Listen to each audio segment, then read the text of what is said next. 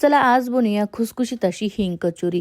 इतकी खुसखुशीत आणि चविष्ट बनवून तयार होते की खाल्ल्यानंतर मन अगदी खुश होऊन जाईल। कशी बनवायची बघूया।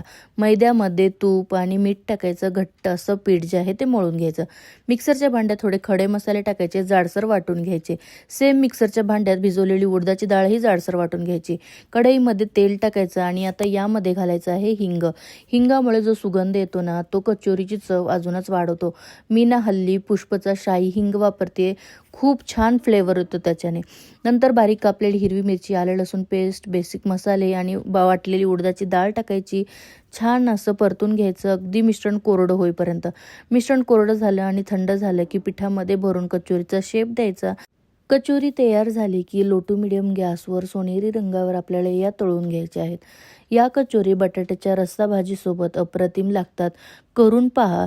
सोबतच पुष्पचं शाही हिंगही वापरून जर बनवली तर कचोरीची चव अजूनच वाढेल। नक्की ट्राय करा।